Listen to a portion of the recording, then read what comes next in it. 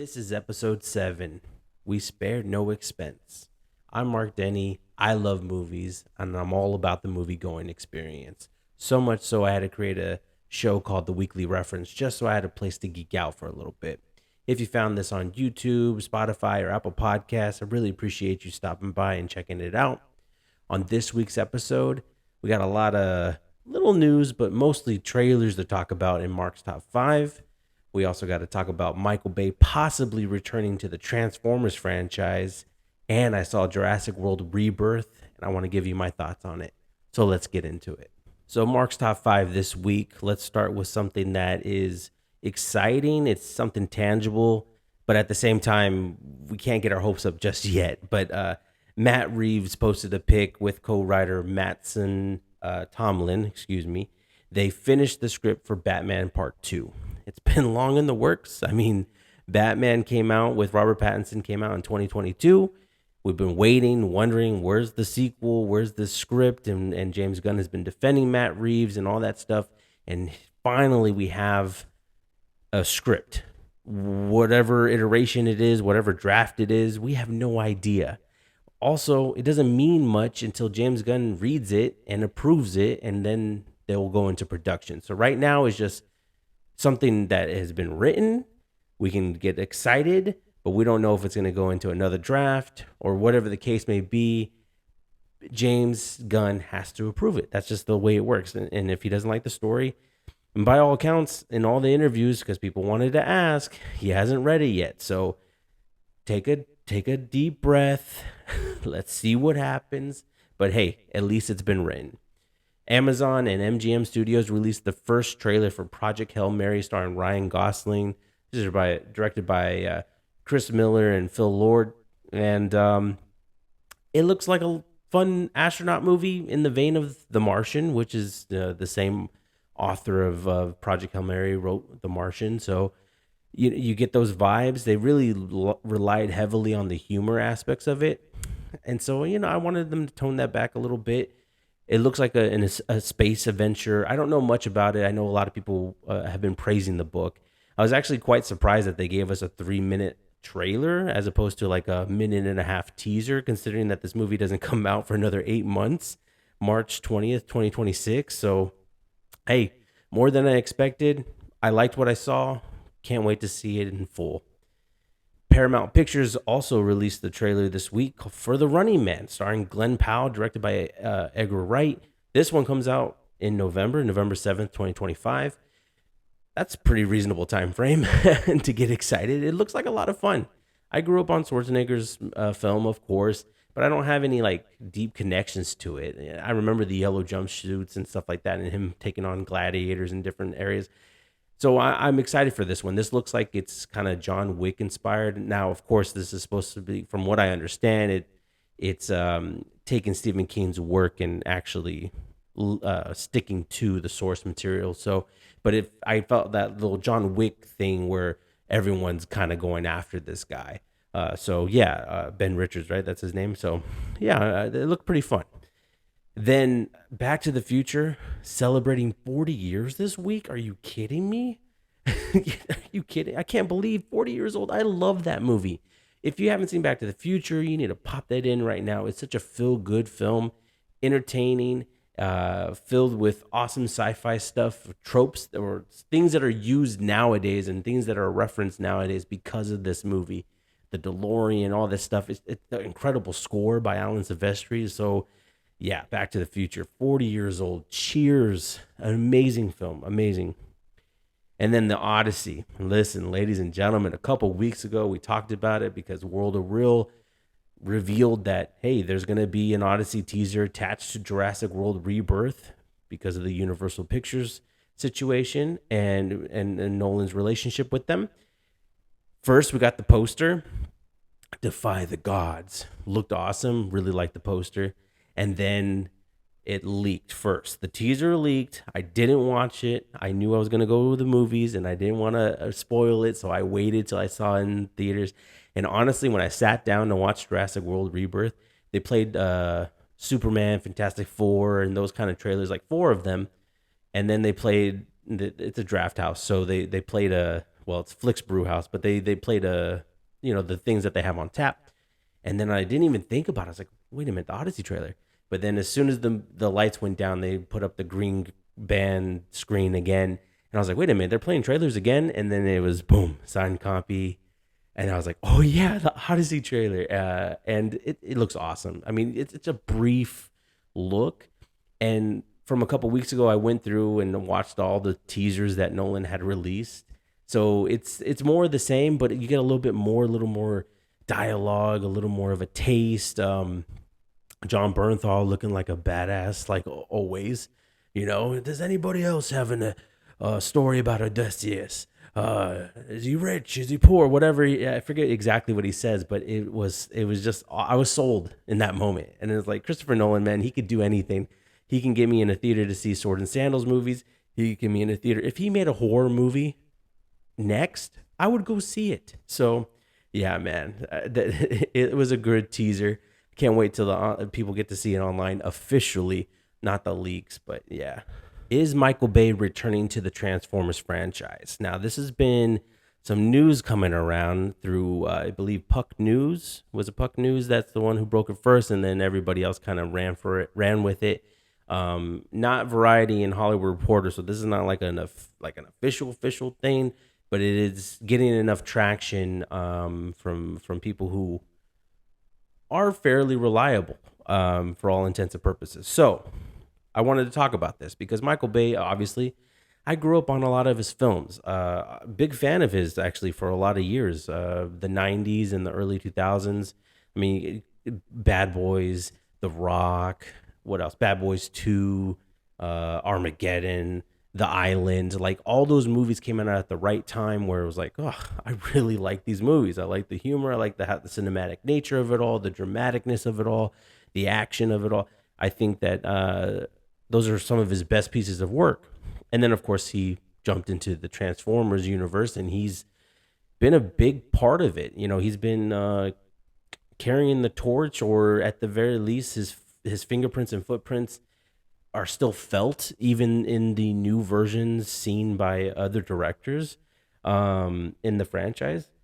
And so when I think of the Transformers franchise, I think Shia and Bay's collaboration on the first three is so much greater than Wahlberg's and Bay's work on their two films that they did for the Transformers universe. Yeah, the first three triumph over the last two of the Bay universe Transformer movies, if I could say so. And it's proof in the pudding too. I mean, the critic scores and the way people responded to financially. So I went through like the box office, and Rotten Tomatoes. Listen, Transformers has never been a highly rated a Rotten Tomato critic. It hasn't been critically loved. But if we look at it, you got Transformers, the first one, 57% critics were positive on it. It earned $319 million domestically, right? Revenge of the Fallen fell down to a 19%, and it was $402 million domestically. So obviously the first one bumped up the sequel, right? Even though critically it didn't do great, financially it did fantastic. Then you got Dark of the Moon, which is at a 35%, a little bit better than Revenge of the Fallen in terms of critics. And it earned $352 million domestically, and it went on to make $1.1 billion worldwide. Then Age of Extinction came out. That one's at 18%. That one got $245 million domestically and also earned $1.1 billion. Now, of course, I'm rounding all these numbers, so they vary. And then, of course, finally, critically, it still was low the last night at 16%. But finally, the audience kind of spoke with their dollars. It earned $130 million domestically. So it was the lowest financially, way lowest financially when it came to the Bay Transformers films. And then you go into the new directors. Director Travis Knight did Bumblebee, and that's in a 91% critic rating, and it earned $127 million domestically. Then you got the director Stephen Cable Jr.'s Rise of the Beast, sitting at 51% and earned $157 million, so did a little bit better than Bumblebee. And then Transformers 1, criminally underrated film, the best film of the bunch, to be honest with you, directed by Josh Cooley, sitting at 89% critically, and it only earned $59 million domestically, which is such a shame because I that's one of the first movies I actually recommended when I came on to do, TikToks at first. I thought I was like, how is nobody talking about Transformers One? This movie is beautifully animated and so much praise about that film. And even if you look at Bumblebee, which has a nice critic score, I didn't really enjoy Bumblebee. I didn't really enjoy Rise of the Beast. So as a fan, I don't know if I'm just falling off as a Transformers fan, but if you look at Bays, I enjoyed the first one. It was a pleasant surprise. Revenge of the Fallen, I'm sorry, my sister and I went to the theater to see it like 4 times.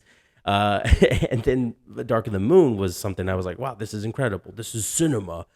And then Age of Extinction is kind of where I started to feel like, huh, this isn't as fun as it used to be. And this isn't as funny as I thought it was. And the action's getting kind of stale. And that's where I started to kind of get a little more critical about the Transformers films. And then, of course, The Last Night was such a bummer. And it kind of felt like Bay was burned out on it. And that's why he kind of like stepped away.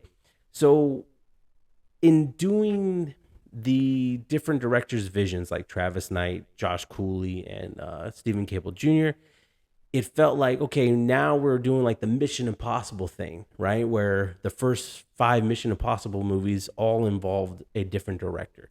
So it kind of felt like, okay, now we're in this direction where a new director gets to walk on and give their vision of the Transformer universe after 5 Michael Bay films. And it didn't quite work out financially. And it didn't do anything new. And unfortunately, like I said, Transformers 1 didn't do as good as it should have. The pro to this is maybe Michael Bay coming back means he has a solid idea. Maybe he feels re-energized and it's going to be like something new, but maybe not. Who knows? The con could be that they learned the wrong lessons.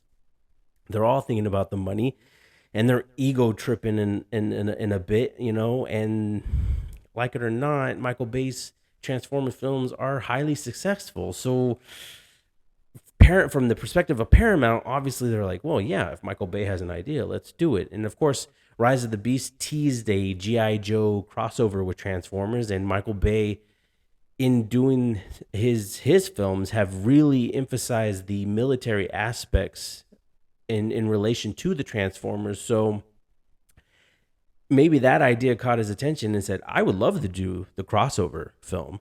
And that's why he wants to come back, because of his relationship with the military. It just kind of makes sense if that's kind of the direction he's going to go in. Like I said, like it or not, Michael Bay's fingerprints are all over these films. He set the tone. He established the military relationship between the military and Transformers. And, I'm of the mindset that I think we should be doing new and fresh takes on Transformers, including the cast. I think that we should have new directors in, new writers in, new cast members in, because I think it gets kind of stale with repeating, recurring, or at least at the very least, like I felt like Mark Wahlberg's was like, should have been a one and done, and then they should have done something completely different with the fifth one. I enjoyed Shia LaBeouf's, all 3 of his films. Listen, and as I got older, Revenge of the Fallen, obviously I see all its faults and stuff like that, but I had a lot of fun with the character Sam Witwicky in the Transformer universe. So yeah, I don't know if this is good news, bad news. What say you? But yeah, Michael Bay might be coming back. Let's see what happens. Jurassic World Rebirth comes out in theaters this weekend. It stars Scarlett Johansson, Jonathan Bailey, and Mahershala Ali. It's directed by Gareth Edwards, who directed Godzilla and Rogue One. And so here we are. We're with this new Jurassic World crew, new cast, new director, feels fresh.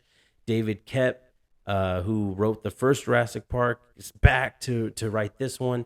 And there's a lot of winning pieces, a lot of winning combinations here to make this movie favorable or likable. And Rotten Tomatoes right now, as of this recording, and it's sitting at 53%, which is mixed, right?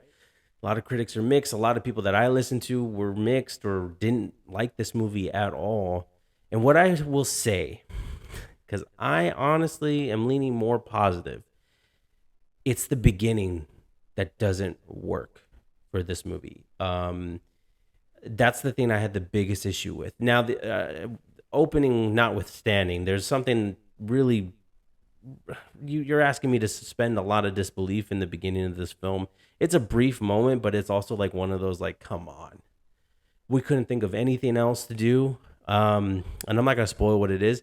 It's in the first 2 minutes of the movie, and then after that, what I find I have the most issue with is the structure, the of how they are proceeding to feed us the exposition, right? The what they're going to do, what's the plan, and they introduce this pharmaceutical guy, and they introduce Scarlett Johansson's character, and they introduce Jonathan Bailey and Mahershala Ali, and the introductions are not they're not highlights like what they should feel. They should feel like these energetic, like who's that guy and who's that person, and wow, I like this person. I can't wait to see more of them. I didn't feel any of those connections to any of the characters in the opening. I don't know what they could have done differently, but it just wasn't like, when you meet Dr. Alan Grant, it's like, yeah, or Ian Malcolm, or John Hammond. Like there's a feeling that they're a bigger presence than, you know, and they're not as big of a presence as the dinosaurs, but they're a big deal. You feel it. You're like, oh, this is strong. I like this. I like this. And so none of the characters being introduced particularly are a big highlight in the beginning of the movie. It gets better though. They all get more interesting as you get along, which is what you should do. I just felt like they needed a little more oomph, a little more pop. And then, of course, in the beginning, it's a bit of a slog to get through. You kind of feel the time in the beginning because they have to set up so much. They have to introduce you to these characters, and it's like, okay. Where's the dinosaurs? Where's the dinosaurs? And that's what you're looking forward to. But I will say, once they make it to the island, yes, I'm in. I am locked in. I am sold. I am sold. There are 3 awesome dino experiences. One that feels like they definitely were trying to pay homage to the first Jurassic Park film, and you feel it. I felt it. I thought this was a great idea. This is awesome. Then there's an exciting interaction with the dinosaur that I was like, ooh, I was really into. It was very Tomb Raider inspired. And then there's another one involving a T-Rex that was honestly gripping. All 3 of these interactions I felt like were really great and really nicely shot, really nicely acted. Got to know more about the characters through these moments of action, right? Of this particular of what they're trying to achieve, but each character gets a moment to kind of show their true colors. And that's where I really appreciated the movie the most was in this spot. There's a character in this movie that I don't know what they were thinking. I it's like in one way I get it, but there's a character in this movie that you just really want to be. They did it on purpose. There's moments where you go, this guy needs to be eaten. You want him to be eaten, and there's some type of redemption arc with that character that I just he's actually kind of forgotten about towards the end of the movie, to be honest with you. But like in the middle section, you're just like, I just want this guy to get eaten, and why isn't the dinosaurs going after him? Like, it was so frustrating. But yeah, between him and the beginning of the film, those were kind of the weaker elements. I enjoyed the family that's introduced. However, there was a part of the movie where I kind of felt like, I don't know what I'm more interested in. Am I more interested in seeing how this family survives, or am I interested in what Scarlett Johansson's doing with Jonathan Bailey's character? I don't know. Like, I could have taken either or. If you wrote a movie just about the family, I would have accepted it. If you wrote a movie just about Scarlett Johansson's team, I would have accepted it. And then there's mutant dinosaurs. A lot of people have been talking about mutant dinosaurs.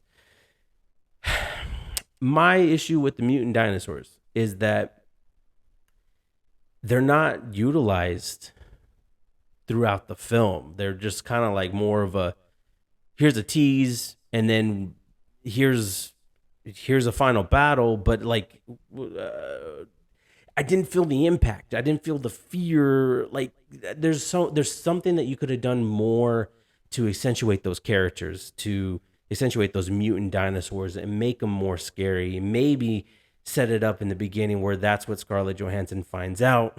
But that's me nitpicking at the story and trying to figure out how to make it make sense. It's still pretty solid though. The final act is really solid. And I think the cast is wonderful. Mahershala Ali really sells me on a moment in the movie that I was about to get choked up with. I thought it worked really nicely. So I'm sitting at three out of five. I think I'm at 3 stars.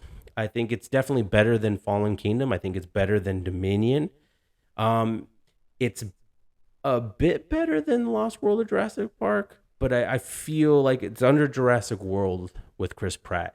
But it is the probably the third best film in this franchise. So I really enjoyed it. I'm more positive on it. Like I said, I was locked in once they make it to the island. I don't know if you guys will feel the same way. And there's one thing I want to say. They need to get rid of this idea promptly. They introduced this idea in Jurassic World with Chris Pratt that because the idea was that they have this park full of dinosaurs and kids are going to this and teenagers are going to it and they're bored, they're on their phones, and it's supposed to be like this, way of the future that technology is going to distract, kids from being in awe of dinosaurs. This film reemphasizes that, but except now it's the whole world, it's the whole population that are kind of like disinterested in dinosaurs, and I think that is a whack idea. It's a terrible idea. They need to stop it. They need to stop that idea because you're telling me you're not going to be in awe if you see a Bronchosaurus, by an overpass. Are you kidding me? Like, I'm just saying, like, you can't, it doesn't matter if these animals are extinct or in this world is a fantasy place. There's no way that people will be disappointed or disinterested in a dinosaur if they actually saw them. So, please get rid of that idea. Like I said, I know you set it up back in 2015. It let that idea go. Don't have this a part of the Jurassic World franchise anymore because it's stupid. It's get rid of it. That's it for this week. Like, subscribe, comment to say hi, or share your excitement for any of the trailers that I talked about in Mark's Top 5. What's your idea about Michael Bay returning to the Transformer franchise? Yay or nay? And if you saw Jurassic World Rebirth, please don't be afraid to share your thoughts below. I would love to hear them, love to see them. Until next week, clever girl.